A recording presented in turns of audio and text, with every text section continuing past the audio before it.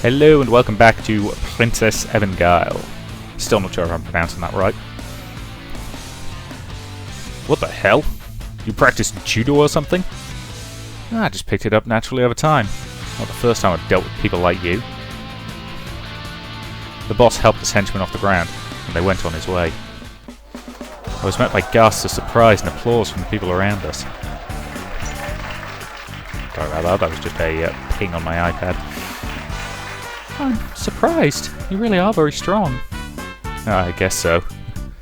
Anyway, I'm sorry. What? Those guys... well... No, Messiah-san, you have no need to apologise. I'm afraid I've had a run-in with them before too. Really? They attempted to abduct me for ransom. It was quite a shock. That's... I had no idea what to say to that. On that subject, do you think the police will come? Rai-san looked out towards the street. I saw the waiter on the phone with them, but it'll be a while before they arrive. There doesn't seem to be any damage to the restaurant itself. I looked around at the tables and the floor. None of the dishes were broken. It had just been upsetting for the customers. Why don't we take our leave before we have to deal with them then? She gave me a mischievous smile, which, well, it made me happy for reasons that I just couldn't explain. And all I could do was return the nod. Right, let me take care of the bill. I'll apologise to the manager myself. Messiah-san, please wait outside. I knew why it made me so happy. Because she wanted me to stay. Because I knew we wouldn't be parting ways yet. Where are we going to go? Oh, that's right, I haven't heard her story yet. I stood in front of the restaurant thinking it over, when I was suddenly assaulted by the feeling that I was forgetting something important. Wait a minute. I felt a violent unease creeping over me. For what reason did I have to be unhappy? The goons were gone, Rai-san seemed to want to be a friend. I'd won the lottery, so money... The ticket! I let out a sudden cry, my hands searching my clothing. I checked my pockets, but... It's gone! Gone! Gone! I couldn't find it anywhere. Wait a minute, calm down, you had it when you arrived at the restaurant. I'd lost it sometime after that. That's right, when I sent the guy flying. I marched back into the restaurant, searched every corner, but I didn't find it. Oh, you can't be serious! My whole body went limp. I was afraid I might even lose bladder control. The thing that was going to ensure my rosy future had all slipped through my fingers. But I did it to save Rai-san and... oh, I guess it was worth it. I wasn't just making excuses, I really meant it. Even so, the shock was so great that I couldn't do anything but stare.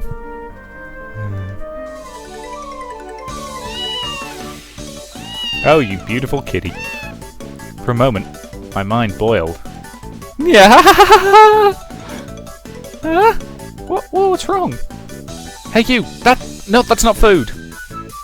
I leapt across the ground. And my fingers got within 5 centimetres before the cat twisted its body away. I fell flat on the ground. With not a trace of gratitude for the sausage I'd given him, he arched his back fiercely and ran off. And he was carrying my lottery ticket.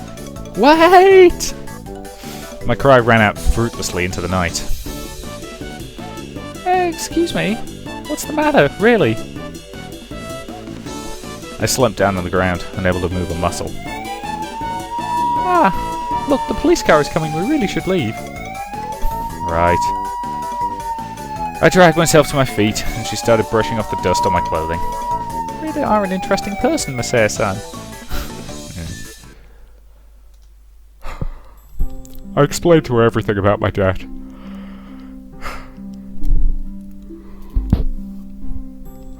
I didn't intend to tell her at first, but...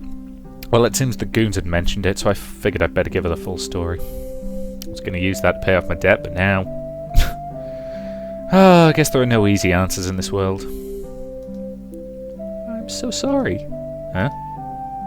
The reason he was so angry was because I struck him. I was responsible for the incident.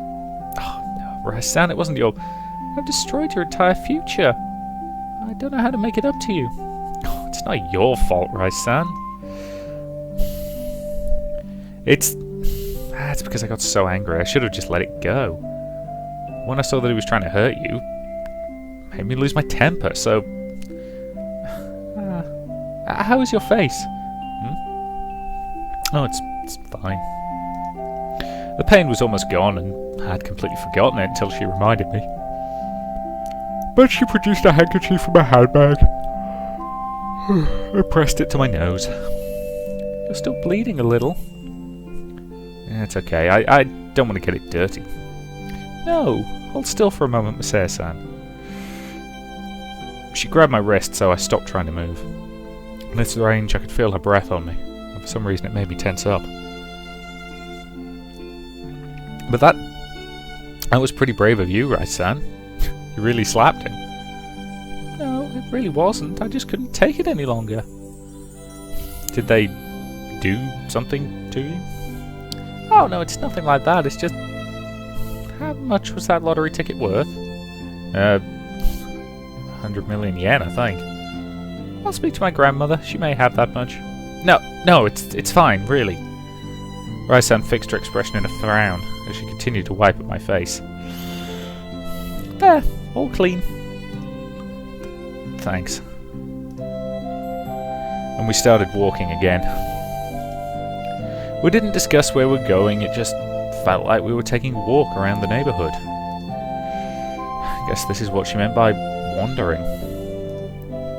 I realised we'd been talking about me this whole time, and Rai-san still hadn't said what she was going to say. Ah, Masaya-san, what are you going to do? About your life, your school? I don't know. Don't have a home, can't go to school. Guess I'll probably end up going to live with my mom. Live with your mother? My parents divorced a long time ago. She started up a new family somewhere else. It seemed a bit rude for me to just drop in on her. Well then, if I may. Yeah? Her tone was strangely earnest, and I tilted my head curiously. It seems as though your daily life plans are a bit of a blank slate, beginning tomorrow. Well, that's true. My daily life plans... It was true. I was thinking, perhaps if you wouldn't mind... What I'm trying to say is... Her gaze became more determined as she stared into my eyes. I can guarantee you room and board. Huh? I met her gaze. I had no idea what she was talking about. Does she want me to move in with her? No way. For some reason, that delusion got me more excited than the practical concern of having room and board. Masaya-san? Yes? She took a deep breath, then released it and spoke. Would you consider enrolling at Venuson's? Huh?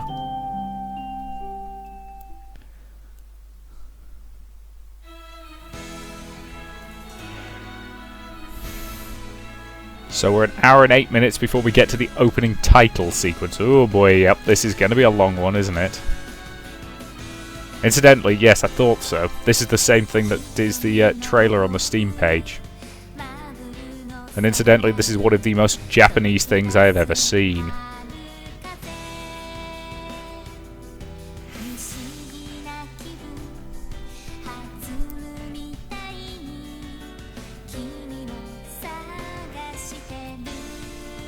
As I say, some people seem to be under the impression that I'm, a bit of a Japanophile. I really am not. Let's face it, would you like to know what the last anime I watched was? 4 years ago, well, maybe 3 years, 4 years ago, something like that, I ended up getting a bit nostalgic and ended up rewatching the entire first series of Digimon. That is the last time I specifically went searching for an anime. In fact, I think the only two I've ever seen more than one episode of are genuinely Digimon and Pokemon. Yeah, so if you're under the impression that I'm some sort of anime geek, I'm really, really not. I don't particularly have anything against it, it's just not something that does anything for me. I'll freely admit, I would not be doing this game if it had not been requested.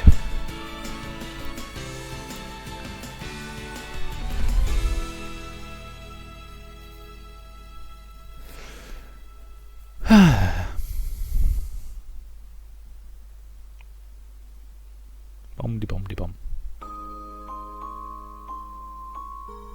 Well, that was shorter than I was expecting.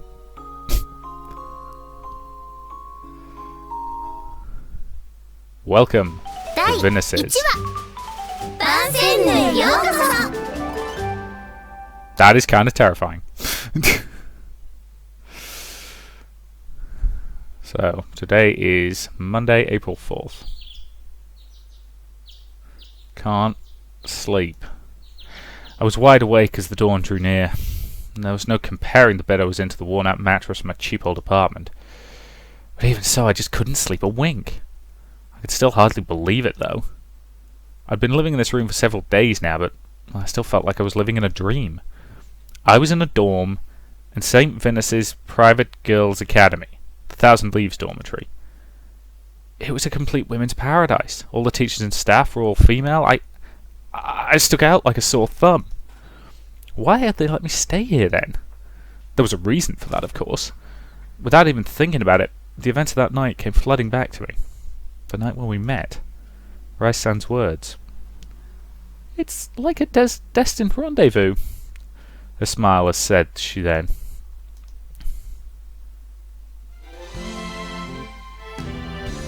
How should I explain it? We looked at each other. We looked at the schedule and found the last bus had left much earlier, so we began walking instead. We were heading towards St. Vincent's Girls' Academy. It was a 30-minute trip by bus, so it was no easy walk, and it was in the mountains, so the trek was mostly uphill.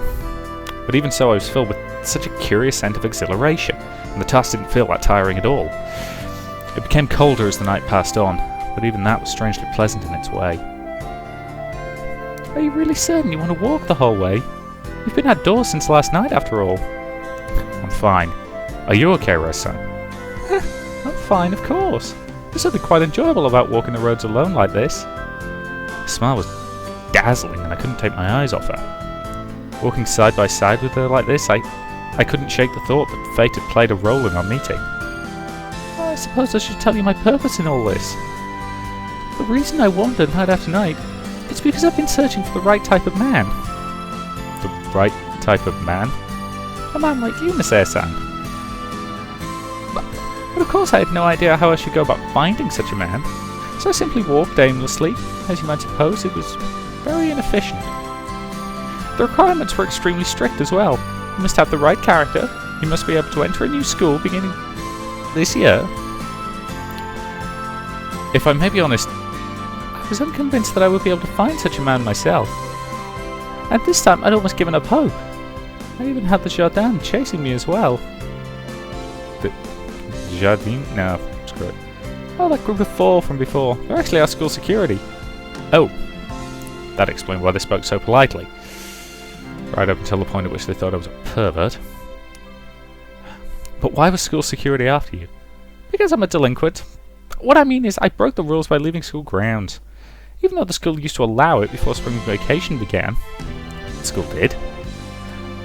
But that was only supposed to last through the 3rd term, so at the moment it's technically against the rules. At first they didn't catch me, of course. Today was the first time, and well, that's how we ended up the way you saw. I really am tired. Oh, if I'd taken the bus they would have caught me. I ended up running a marathon. A marathon? You ran all the way from the school to the station. That's amazing. I was desperate. After all, if they caught me, I would have had to stop, and then my entire plan would be put to a halt. I didn't want to give up, at least not without doing everything I could. The school approved at first, which means your plan has... Well, the school approved at first, which... it means your plan has some connection to the school, right? She nodded. So what is your plan? Reforming the school. Reforming the school? Well, as you know, St. As you know, Vincent's is a girls' school, but, well, lately there's been talk of making it co-educational. Co-educational? I was shocked. That'd be a huge change even for a normal school. Well, Vincent's was a school with such a long history. The reason why is we're losing students. If we allowed boys to join, simple arithmetic suggests our numbers would double. My grandmother's on the board of chairwomen, so I know firsthand the high costs of running the school. Put it plainly, we have financial problems. Financial? Well, the threshold does seem high. Threshold? There's a high entrance fee, right? I mean, that limits the people who can afford to go. Yes, that does appear to be the reason. We've rebuilt the main school building, which hurt us financially. At least it's become clear that we can't continue doing things as we have done. But despite all this, we still resist change. This must be attributed to the pride we feel of being part of a traditional school. Yeah, I can imagine. The board of directors has been in chaos. Naturally, they all feel an emotional attachment to preserving Venice's traditions. But the reality can't be ignored.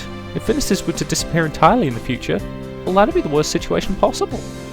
School reform is our only alternative, and the traditionalists oppose it, but there are many who are willing to follow the course reality demands. After several years of debate, the chairwoman finally made a decision to return to the school's founding principle. At the meeting, the chairwoman said, "The board has not been debating this for several years. It is clear we cannot come to a decision ourselves. As such, I propose that we leave the question for the students to decide." Leave it to the students? The founding spirit of Venice's: independence, autonomy, self-respect. In other words, make the decisions yourself. It was originally founded by a mission, so it had a bit of that frontier spirit guiding it. A mission? You mean like special ops? No, I mean a religious mission. Venice's is a Christian school. Oh. Of course, it's distanced itself from the mission now, but even so, the chairwoman's decision was approved and a concrete plan was devised. It's one thing to follow the school's founding principle, but to spring the question of integration on the students now would only confuse them. Well, I suppose that's true. Many of the students have been with us since primary course have never met a man, well, besides their fathers and brothers. That's amazing. They've never seen a man before? Boyfriends would be totally out of the question. They couldn't make an informed decision, so the board decided to begin a trial integration for a short term on a small scale. I see. I was starting to get the picture. But once that was agreed on, the headmistress, who was firmly opposed to the idea, decided to water down the plan substantially. She watered it down? Well, normally the school would recruit through formal application, but, well, they won't be doing that for this. If there's no formal application, how could the boys get in? I was going to find them. Ah, so you were like the scout prize sign. So that's what she meant by the right type of man. Yes, and I wore my uniform so I could communicate my intentions more quickly to those with whom I spoke. But the headmistress was so cruel. What do you think she said to me? "If we're going to leave that much to the students, let them find the boys as well." It was too much. But she forced the issue, so there was no fighting it. While the others hesitated, I raised my hand straight up. Because, well, I was on the side for reform. Right then, you want the school to integrate? Yes. I love Venice's. That's why I want to make sure it's still here after I graduate. I see. There was an old saying, eagles don't catch flies. It was only a noble sentiment, but to adhere to that, even in continued decline, is a different matter entirely. A painful reform, or a slow death. Rice-san had chosen the former. I can see the school gate from here. Finally. Since we've been talking the whole way, the long trip seemed to pass in no time. As I said, your time here will be limited, of course. If the integration is approved, you'll be able to remain until graduation, but... Is that acceptable to you? By limited, how long do you mean? Well, 1 year. At the end, we'll conduct the grand vote, and a popular vote that will determine your fate. 1 year. Really was short. I still had 2 years of school left before graduation. But that was only if the school voted against integration. There was still hope. But, more importantly, if I refused, I would have to say goodbye to Rice-san now. I would leave behind and go to live with my mother. Probably never see her again. I couldn't stand that thought. I wasn't going to let it end here. Overwhelmed by that feeling, I nodded. Okay, I accept those terms. Do you really? Yeah. Still better than my current situation. I wasn't even exaggerating. Thank you! I'm truly grateful to hear that. She placed a hand on her chest and let out a deep sigh. And then she looked up at me, her eyes appearing dewy in the moonlight. I couldn't believe that my decision had made someone this happy.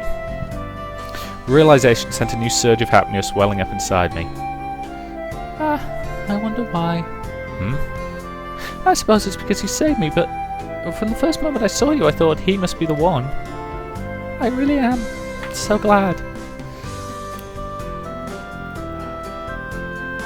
Okay, what are these weird flashes we keep getting, I wonder?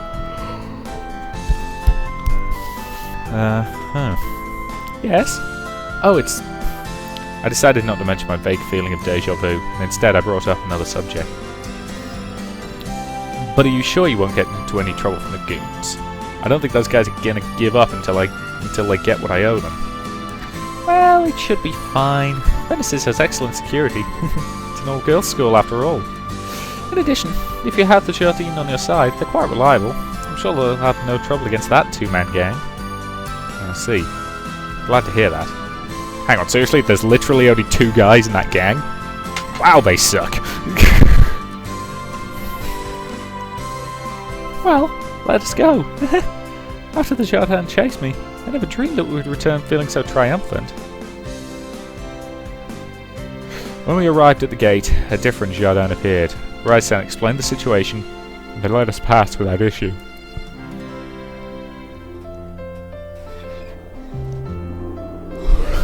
Wow, the cherry trees are beautiful. Yes, they truly are. If this was a public park, it would surely have people coming in for the night viewings of the trees. That's how beautiful they were. These cherry trees are the pride of Venice's. Whenever new students come in April full of anxieties, these trees are here to greet them. Wow. I suppose you were a new student as well, Miss Air-san.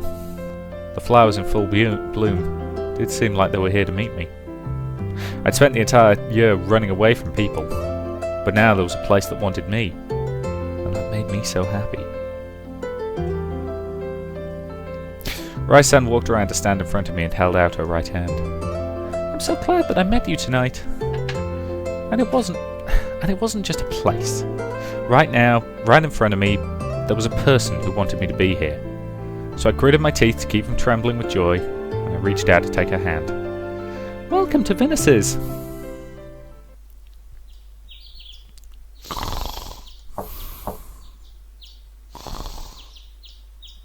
Masaya-kun. Onakagi Masaya-kun.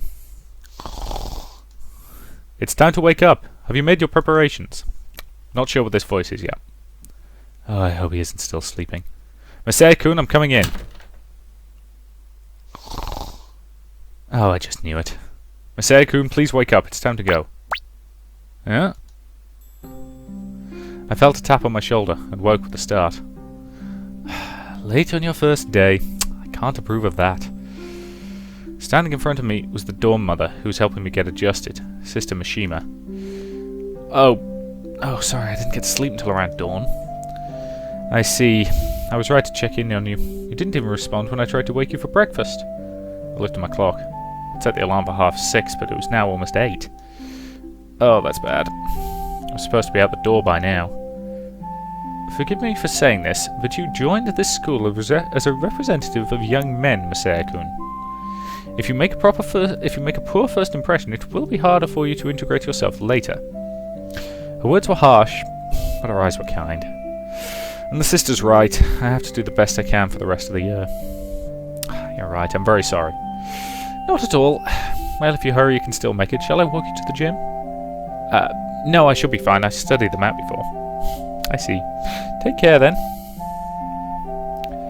As the sister left, I hurried to wash my face and brush my teeth.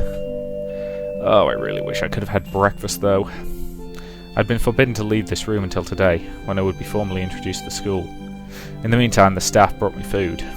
The dorm meals were delicious, and if nothing else, that alone made me glad to be here at Venice's. And the room was luxurious too. The building itself was new, and well, the furniture was all very well made. Certainly an upgrade from my old apartment in well, every conceivable way. I left the bathroom after washing up, took off my pyjamas, and put my arms through the sleeves of my uniform. Naturally, the school had no male uniform, so I wore the uniform of my old school. I'd given my key to the Jardin so they could fetch me what I needed. Well, apparently the goons hadn't messed with things that much there. Or is that meant to be pronounced Guardian? Yeah, screw it. I'm going to keep pronouncing it as Jardin because I happen to think that sounds better. Oh wow, I'm seriously going to be late. I opened the door just as a student was coming out of the room next to mine. Ah! Her eyes opened wide in shock. And she then let out a scream and ran off. Well, she didn't have to scream. She made me feel like a criminal. I'd been stuck in my room all this time, so I wasn't sure if the people around here knew about me being here or not. And it was looking like they hadn't. I wish someone had told them at least. Oh, this is going to be an uphill battle. A single boy had arrived at a traditional girls' academy. It seemed like this was an even greater culture shock than I'd expected.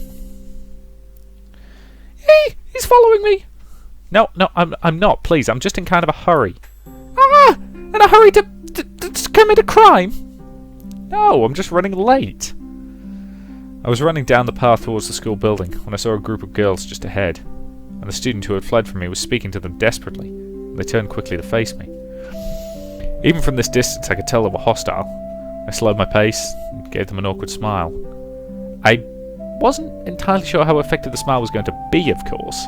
Ah! Nope, definitely not effective.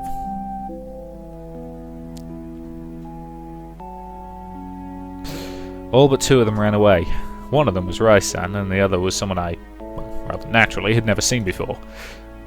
Good morning. Salutations. She was staring at me.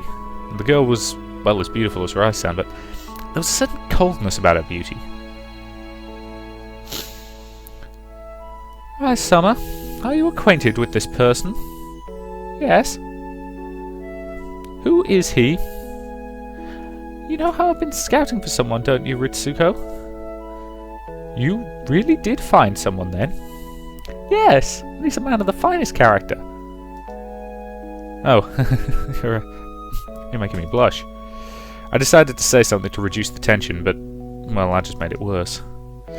I was under the impression that the board of directors was deadlocked. Mother, the headmistress, closed discussion on the admittance of boys. True, but I volunteered to be mission ambassador, and part of my authority as mission ambassador means that any man I found will be admitted unconditionally. I was under the impression that your term as mission ambassador had expired.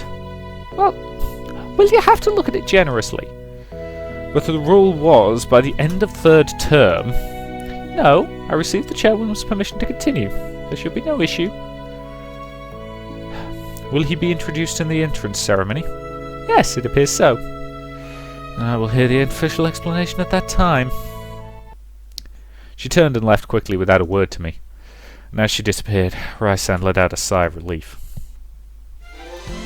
Oh, for pity's sake. Ritsuko is such a stickler for rules. Her name's Ritsuko. Yes, she's an intermediary? Oh no, she's in her first year in the final course. Her name is Kitamakito Ritsuko. Final course? I'd heard rumours about Vinicius, but I knew nothing about how it worked. I wanted to ask, but, well, I didn't have the time to spare. What is it? Forgive me, you still have bed hair. Ah. I have never seen such a thing before. Yeah, I slept in a little. Are you certain you'll make it on time? Wasn't my grandmother hoping to speak with you before the ceremony begins? Oh, yeah, right, I'll go on ahead. See you later? Yes, good luck.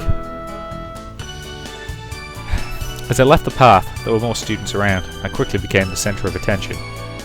The reaction was largely shock with, well, thorny suspicion mixed in. Spurred on by awkwardness, I dashed towards the school grounds as fast as I could.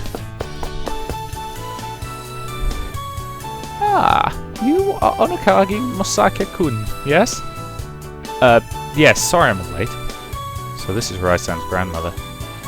She had such an air of elegance about her that it was easy to see the relation. No, not at all. It really was silly of me to ask. You're the only man on the entire campus, after all. I should introduce myself. I am Rusinen, chairwoman of the Venice's board. It seems you've been of great help to my granddaughter. Not at all. In fact, she's the one who helped me.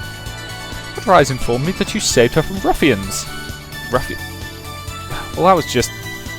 really. First she's sneaking out of school, now she's assaulting gang members. Very unladylike of her. She told me they said something she just couldn't stand, so she hit him. Masakun, did you ask what it was that she just couldn't stand? No, I was thinking of how glad I was that he didn't do anything to her. Well, if Rise wouldn't say, then I won't say it either.